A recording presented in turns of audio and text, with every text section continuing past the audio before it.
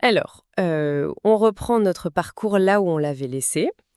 Et juste pour resituer un peu le contexte pour ceux qui nous suivent, on est à cette étape où notre protagoniste et sa mère viennent de fuir ce foyer d'une violence absolue. Ouais, un père biologique vraiment tyrannique. C'est ça. Ils s'échappent, ils posent leurs valises dans une petite ville de l'Indiana, et là, c'est le soulagement. Ils rencontrent Wilmoth, le nouveau beau-père, qui est genre l'incarnation même de la stabilité. Un homme super aimant, pacifique, enfin une bouffée d'oxygène, quoi. Et c'est fondamental sur le plan neurologique, tu sais. Un enfant qui a grandi dans la terreur, son système nerveux est bloqué en hypervigilance, son amygdale est constamment en feu. Ah oui, toujours à anticiper le prochain coup.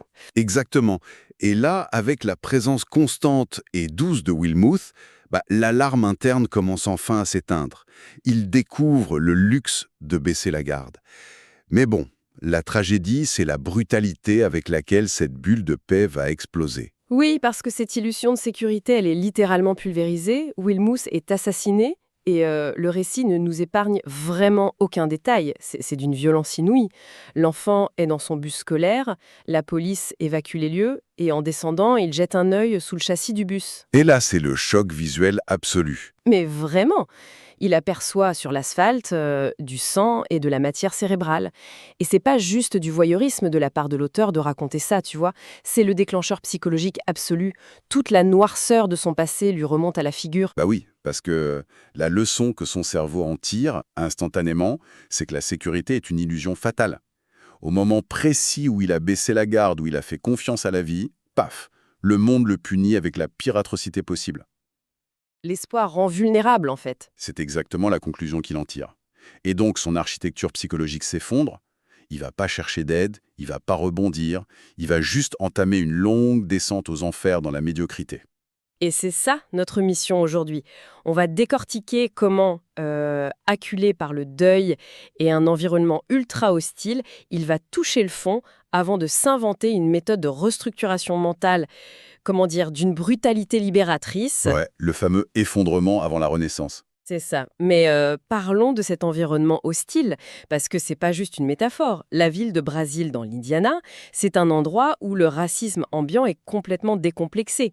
Il y a cette scène, il est ado, il écoute de la musique dans une voiture, un adulte sort d'un magasin, s'approche et lui hurle une insulte raciste au visage. D'une violence verbale extrême. Complètement. Et le pire, c'est que cet homme se retourne, attrape son propre fils par le bras et le force à monter dans sa voiture. Il cautionne sa haine devant son gamin, en plein jour. On parle pas de gamins qui se battent à la récré. Non, c'est un adulte. Et ça fracasse le contrat social élémentaire. Pour cet ado qui vient de perdre son beau-père assassiné, les adultes devraient être son filet de sécurité, tu vois. Ouais. Et là, ils deviennent les prédateurs. Exactement. Le message pour son cerveau, c'est que son existence même est une provocation et que personne viendra le protéger. Nulle part. Du coup, sa réaction, et c'est là qu'on pourrait le juger super facilement, c'est de se cacher. La stratégie de l'invisibilité.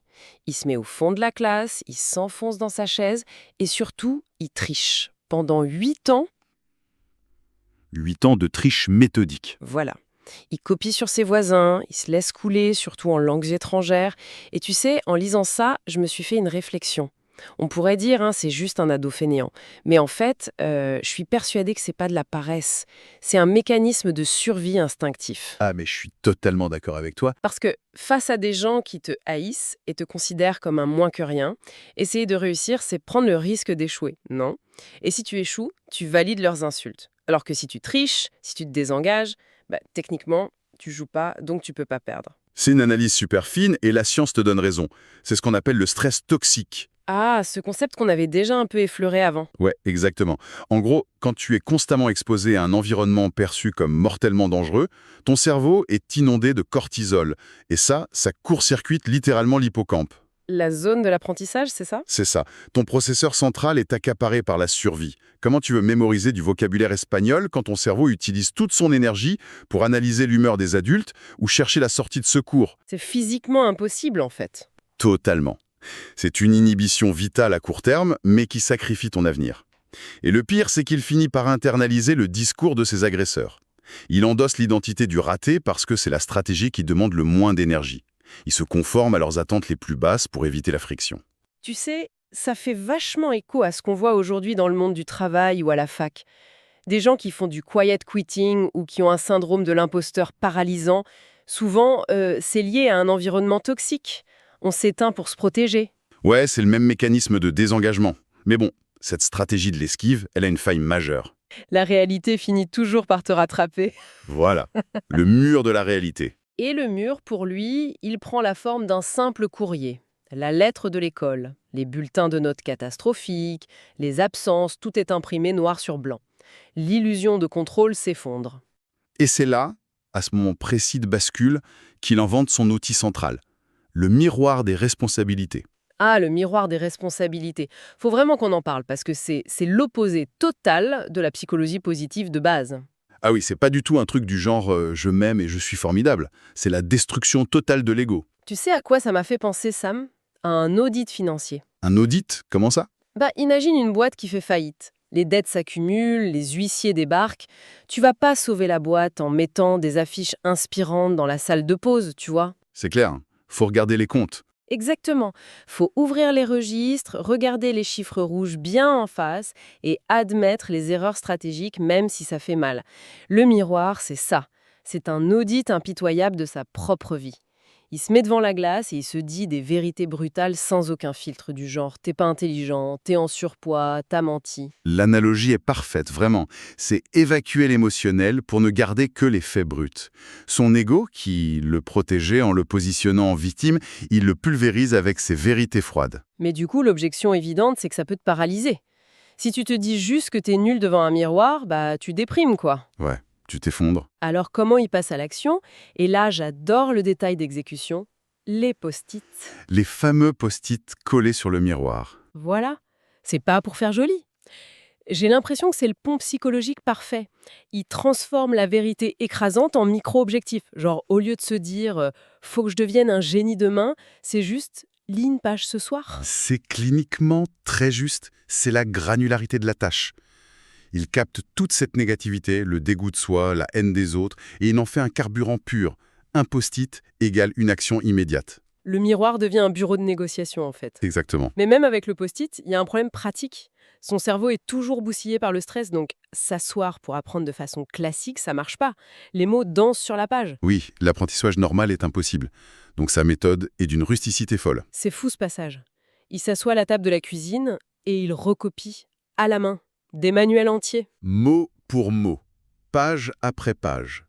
Et quand le cahier est plein, il recommence un deuxième, un troisième. C'est presque de la torture Lego. On dirait une punition du 19e siècle. Recopier sans comprendre au début, ça paraît absurde. Ça le paraît, oui. Mais en fait, c'est brillant. Comme la voie neurologique principale est bloquée par l'amygdale et la peur, il passe par la porte de service, la mémoire kinesthésique.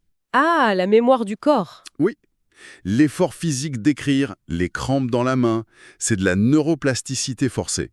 L'information finit par rentrer à l'usure, par le simple effort répété. C'est comme creuser un tunnel dans la roche avec une cuillère, parce qu'on te refuse la dynamite. À force de gratter, ça passe. C'est une super image. Et cette philosophie de l'inconfort volontaire, il l'applique pas qu'aux études. Ça s'étend à tout son corps. Ah oui, les courses sous la pluie, ça c'est un autre niveau. Dès qu'il fait un temps épouvantable, genre tempête de neige ou pluie battante, là où n'importe qui resterait au chaud, lui, il sort courir. Il ordonne à son corps d'y aller. Pourquoi s'infliger ça, sérieusement? Parce qu'il reprend le contrôle. Pendant des années, le monde extérieur ou son beau-père tyrannique lui ont infligé la souffrance. Là, c'est lui qui choisit la souffrance. Il la calibre. C'est une réappropriation de soi. Et puis, physiologiquement, s'épuiser autant, ça purge l'anxiété. Le système nerveux n'a plus l'énergie de produire de la peur. C'est comme se forger des callosités, mais sur l'esprit. Tu sais, comme en haltérophilie? Tout à fait. Le contact avec la barre en acier. Voilà, la première fois que tu saisis une barre rugueuse, des mains saignent, ça fait un mal de chien. Tu veux juste te lâcher. Mais si tu y retournes tous les jours, ton corps crée des callosités. Ta peau s'épaissit et la douleur disparaît. Et le cerveau fait exactement pareil. L'épiderme cognitif s'épaissit à force de chercher la friction quotidienne.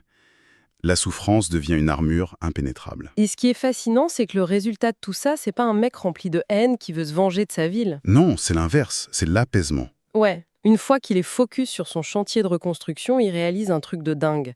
L'adulte raciste qu'il a insulté, c'est pas un monstre tout-puissant, c'est juste un type brisé, terrifié par ses propres échecs, qui avait besoin d'écraser un ado pour se sentir supérieur. L'intolérance des autres, c'est juste le reflet de leur propre brisure. C'est beau de le réaliser quand même. Quand tu bâtis ta valeur sur l'effort pur, l'opinion de ceux qui n'ont jamais affronté leur propre miroir, ça vaut plus rien. Et ça nous renvoie à une question assez provocatrice pour nous-mêmes. Parce que la plupart de nos blocages viennent de nos petits mensonges réconfortants, tu vois? Ah, les excuses qu'on se trouve le matin face à la glace. Exactement. On lisse nos responsabilités. On n'a pas eu la promotion, c'est la faute du boss, pas de notre manque de compétences. On externalise tout, Ça préserve l'ego, mais ça hypothèque l'évolution. complètement. Alors la vraie question à se poser, pour conclure cette réflexion, c'est quelle est cette vérité unique, douloureuse, qu'on enfouit sous des excuses? Quel serait le post-it invisible qu'il faudrait coller sur notre miroir pour débloquer notre potentiel? C'est la question qui change tout. Accepter l'audit personnel, faire la paix avec ses propres lacunes pour enfin les attaquer de front. Et c'est là que tout commence vraiment à prendre sens. Et pour celles et ceux qui veulent aller plus loin, le livre est disponible gratuitement via le lien en description.